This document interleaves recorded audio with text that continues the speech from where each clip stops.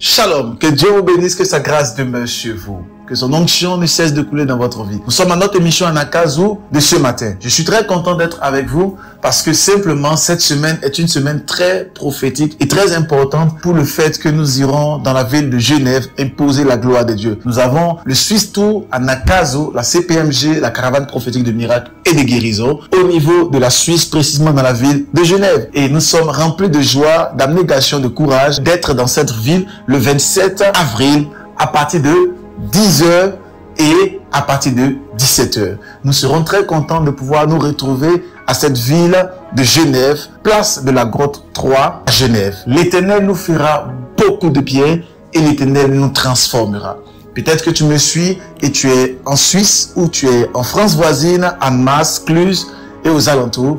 Nous vous invitons massivement le samedi 27 avril à partir de 10h. De 10h à midi, nous avons ce que j'appelle l'école du ciel et de 17h à 20h30, nous avons la plénière de grâce et de puissance. L'Éternel nous fera beaucoup de bien. Que Dieu vous bénisse.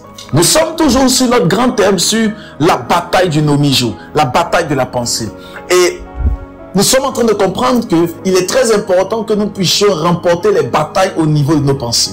J'aimerais vous dire, excellent enfant de Dieu, que lorsque nous ne remportons pas les batailles au niveau de notre pensée, voici les situations qui peuvent arriver. Matthieu chapitre 6, à partir de son verset 27. La Bible dit, qui de vous, par ses inquiétudes, peut ajouter une goudée à la durée de sa vie? Je répète encore, qui de vous, ou par ses inquiétudes, peut ajouter une goudée à la durée de sa vie? Alors, Christ pose une question. Est-ce que quelqu'un par ses inquiétudes peut ajouter une seule durée, une goudée? Est-ce que quelqu'un peut ajouter quelque chose à sa destinée? La réponse est bien évidemment non, on ne peut pas. Mais comment se fait-il que nous nous inquiétons au sujet du vêtement, au sujet de la nourriture, au sujet du mariage, au sujet des finances et au sujet de plusieurs autres choses? L'Éternel nous pose la question de savoir, est-ce que les inquiétudes pourront transformer la situation? Non!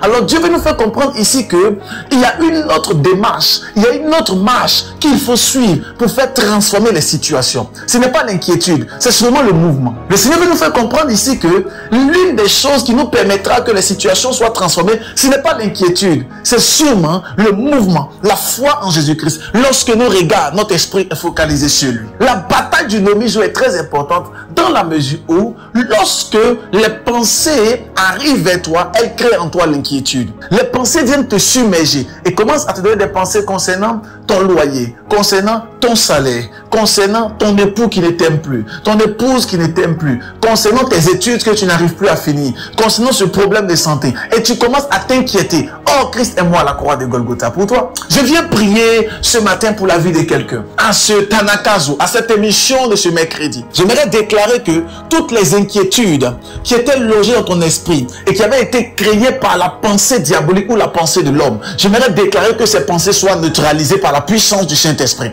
J'aimerais déclarer que ces pensées soient paralysées par la puissance du Saint-Esprit. Je viens prier pour toi maintenant pendant que tu entends le son de ma voix. Et je viens déclarer la lumière de Dieu sur ta vie. Peut-être que tu m'entends pendant que tu pars au travail. Peut-être que tu m'entends, tu es au bureau. Peut-être que tu m'entends, tu es à la maison. Peut-être que tu m'entends, tu es sur le chemin. Je viens ce matin en tant que fils de prophète et je viens déclarer sur ta vie la transformation radicale par la puissance du nom de Jésus-Christ.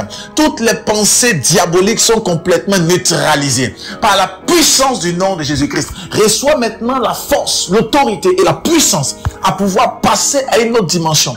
Et pendant que je parle du règne de l'esprit, je viens déclarer